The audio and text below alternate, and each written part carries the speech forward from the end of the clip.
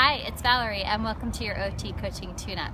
Something happened recently with a client of mine that I thought was absolutely huge, and I actually saw it happen in my life as well. Frequently in coaching we speak about acknowledging and validating our feelings, which is an essential piece to really help us to feel safe in feeling our feelings. Also remembering that everything's energy, so our feelings, our emotions, our energies moving through our bodies. And if we don't allow them to be felt, oftentimes they can get stuck in our bodies and become dis-ease. And we would end up either not moving them, and like I said, they'd become diseased, or they would come out in another time as in like anger or rage or anything else like that. And so what happened as we were speaking, she realized that she was upset about something. She didn't get the job that she went out for.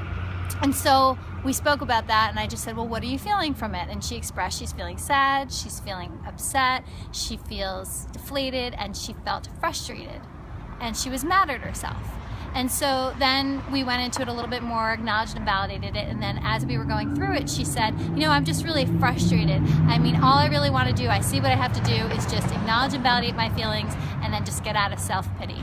And in that moment, I noticed that there was this connection between the self-pity and the feelings she was feeling.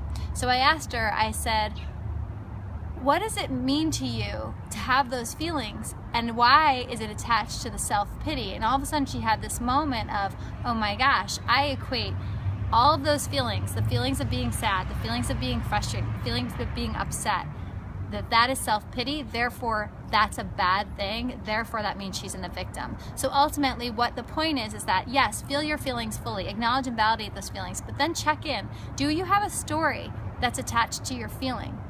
Because oftentimes it's that story that keeps us really stuck in that place that creates more of that catabolic energy, that catabolic emotion, and keeps us in that place of feeling in the victim or whatever story that we're going into.